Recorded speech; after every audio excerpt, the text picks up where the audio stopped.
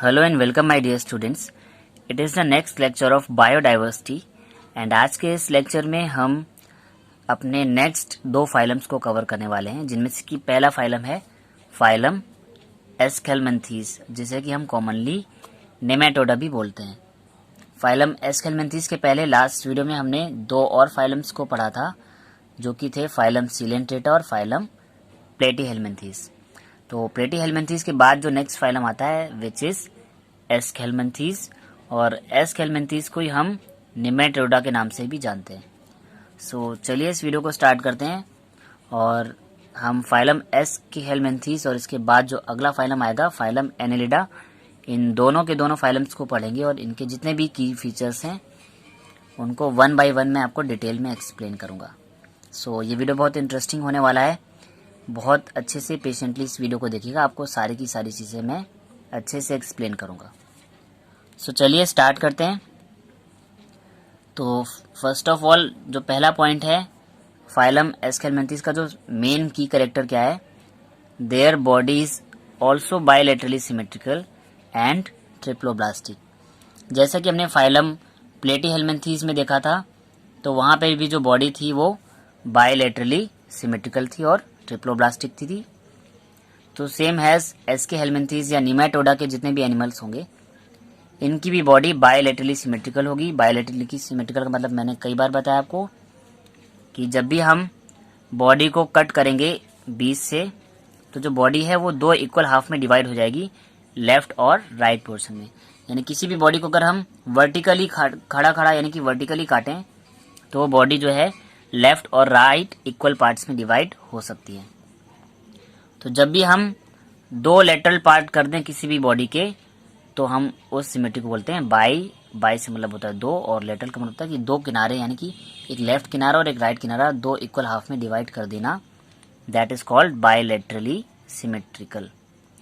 तो इनकी जो बॉडी है वो बायलैटरली सिमेट्रिकल होगी, यानी कि इनकी बॉडी को काटकर दो इक्वल हाफ में डिवाइड कर दिया जा सकता है, यानी कि लेफ्ट और राइट पोर्शन में डिवाइड हो सकते हैं ये।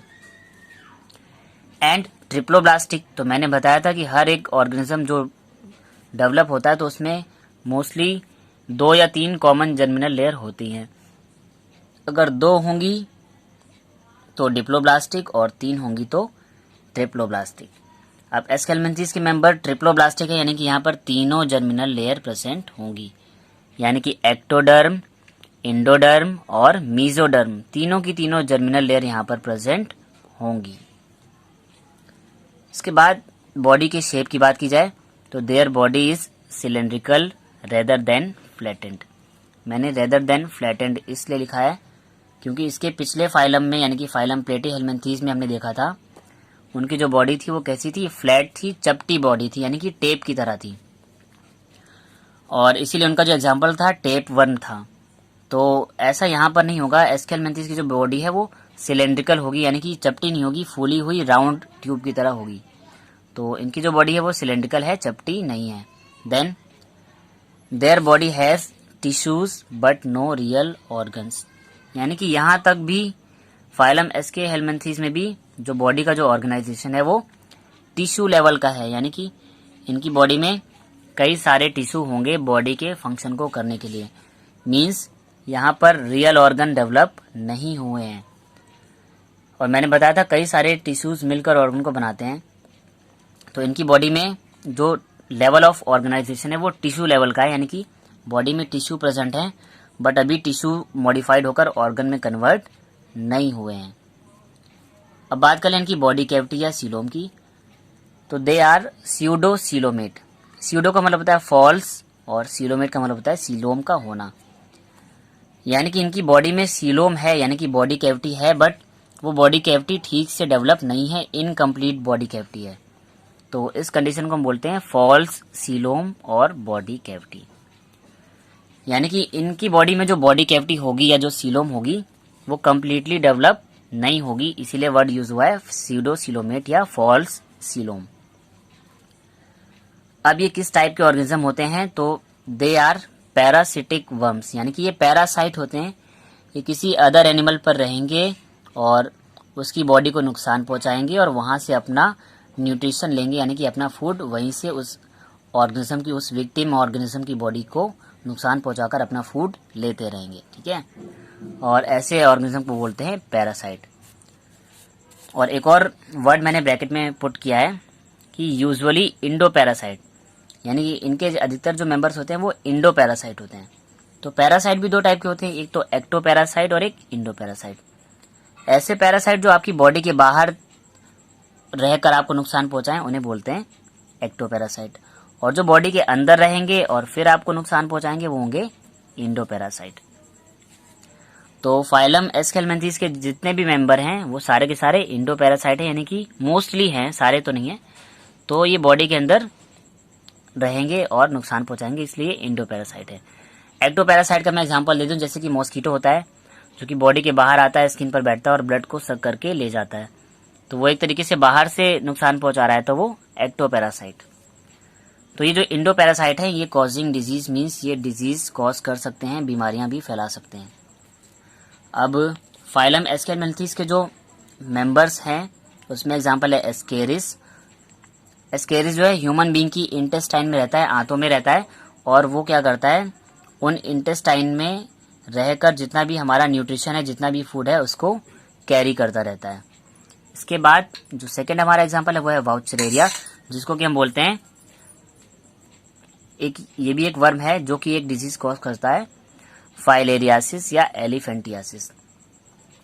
फाइलेरियासिस या एलिफेंटियासिस में आपने देखा होगा कुछ इंसान ऐसे होते हैं जिनका कोई एक पैर जो है इतना मोटा हो जाता है कि वो एक हाथी की तरह दिखने लगता है, और इसीलिए इस डिजीज को बुलाता है एलिफेंटियासिस। तो उसके पैर में ये वाउचेरिया के जो वर्म्स हैं वो बहुत सारे कलेक्ट हो जाते हैं और उस पैर को मोटा कर देते हैं। तो यहाँ पर मैंने एक जो डायग्राम बनाया ये एस्केरिस का बनाया है। ये देखिए, ये जो है बड़ी सी जो साइज की है फीमेल एस्केरिस है, जो स्मॉल साइज का है वो मेल एस्केरिस है। तो एस्केलमेंथीज में एक और प्रॉपर्टी देखने को मिली है कि जितने भी जो मेल होते हैं वो छोटे साइज के होते हैं मोस्टली, और जो फीमेल होती हैं वो बड़े साइज की होती हैं। तो ये तो बात हो गई फाइलम एस्केलमेंथीज की। इसके बाद जो हमारा नेक्स्ट फाइलम है दैट इज फाइलम एनेलिडा, और इसके भी बहुत सारे इंपॉर्टेंट की फीचर्स हैं। तो चलिए इनको भी वन बाय वन स्टार्ट करते हैं। तो they are also bilaterally symmetrical and triploblastic, यानी इनकी भी बॉडी बायलैटरली सिमेट्रिकल है, यानी कि बॉडी जो है राइट और लेफ्ट इक्वल पार्ट में डिवाइड हो सकती है। एंड ये ट्रिप्लोब्लास्टिक है, यानी कि यहाँ पे भी तीनों जर्मिनल लेयर प्रेजेंट होंगी, एक्टोडर्म, इंडोडर्म और मेसोडर्म, तीनों जर्मिनल लेयर यहाँ पर प्रेजेंट होंगी। They are coelomate. सीलोमेट का मतलब होता है हैव ट्रू बॉडी कैविटी। अभी एसके हेलमेंथीज में क्या था, स्यूडो सीलोमेट थे, यानी कि इनकी जो सीलोम थी वो फॉल्स थी, वो ठीक से डेवलप नहीं हुई थी। बट जो एनेलिडा के मेंबर हैं ये सीलोमेट है, यानी कि इनकी जो बॉडी कैविटी है वो अच्छे से डेवलप हो गई है। और जब बॉडी कैविटी अच्छे से डेवलप हो जाती है तो फिर उस बॉडी कैविटी के अंदर ऑर्गन्स भी डेवलप होना स्टार्ट कर देते हैं। तो इसीलिए फाइलम एस्केलमेंथीज में हमको टिश्यू देखने को मिले थे, ऑर्गन डेवलप नहीं हुए थे। बट एनेलिडा में देखी जाए तो एनेलिडा में ऑर्गन्स डेवलप हो जाएंगे। So they have organ system level of organisation, यानी कि इनकी बॉडी में अलग अलग फंक्शन को करने के लिए अलग अलग ऑर्गन्स मिलकर एक ऑर्गन सिस्टम बना रहे होंगे। यानी कि डाइजेस्टिव सिस्टम के लिए कई सारे ऑर्गन मिलकर डाइजेशन को हेल्प करा रहे होंगे और बना रहे होंगे डाइजेस्टिव ऑर्गन सिस्टम। ऐसे ही यहाँ पे डाइजेस्टिव सिस्टम भी चल रहा होगा, रेस्पिरेटरी सिस्टम भी चल रहा होगा, और एक्सक्रीशन के लिए एक्सक्रीटरी सिस्टम भी चल रहा होगा। यानी कि बॉडी के कई सारे ऑर्गन्स मिलकर एक ऑर्गन सिस्टम बना रहे होंगे एक पर्टिकुलर काम को करने के लिए। तो यहाँ पे सीलोम आ गई थी, इसलिए ऑर्गन भी डेवलप हो गए थे। तो इनका जो बॉडी का जो कंपोजिशन है वो ऑर्गन सिस्टम टाइप का है, यानी कि इनका जो लेवल ऑफ ऑर्गेनाइजेशन है कि बॉडी कैसे ऑर्गेनाइज हुई है, तो ये ऑर्गन सिस्टम से मिलकर बनी हुई है। ये वाला जो मैं नेक्स्ट पॉइंट बताने वाला हूँ ये बहुत इंपॉर्टेंट है। इनकी जो बॉडी है, body is divided into numerous segments, so they are metamerically segmented. इनकी बॉडी में कई सारे सेगमेंट होते हैं, यानी कि बॉडी में कई सारी डिवाइडिंग लाइंस होती हैं, और इस टाइप की बॉडी को हम बोलते हैं मेटामेरिकली सेगमेंटेड, यानी कि कई सारे सेगमेंट देखने को हमें मिलेंगे फ्रॉम हेड टू टेल, यानी कि बॉडी के स्टार्टिंग से लेके एंड पॉइंट तक पूरे में ही कई सारे सेगमेंट देखने को मिलेंगे। एग्जाम्पल के तौर पे मैंने अर्थवर्म का डायग्राम बनाया है, और यहाँ पे मैंने ये कई सारी हॉरिजॉन्टल लाइन ड्रॉ की है। ये जो लाइंस हैं ये इनके सेगमेंट हैं। तो देखिए हेड से लेकर टेल तक कितने सारे सेगमेंट हैं, यानी कि बॉडी जो है कई सारी लाइंस में, कई सारे सेगमेंट्स में डिवाइड हैं। तो जिन ऑर्गेनिज्म में ऐसा सेगमेंटेशन देखने को मिलता है उन्हें बोलते हैं मेटामेरिकली सेगमेंटेड। बात करें डाइजेस्टिव सिस्टम की, तो अभी हमने बोला कि यहाँ पे ऑर्गन सिस्टम देखने को मिल रहा होगा, यानी कि कई सारे ऑर्गन्स मिलके एक ऑर्गन सिस्टम बना रहे होंगे। तो इस वजह से इनका जो डाइजेस्टिव सिस्टम है ये कंप्लीट है माउथ से लेकर एनस तक। माउथ वो ओपनिंग जहां से हम फूड को इनटेक करते हैं, और एनस वो ओपनिंग जहां से अनडाइजेस्टेड फूड को बाहर निकाल दिया जाता है।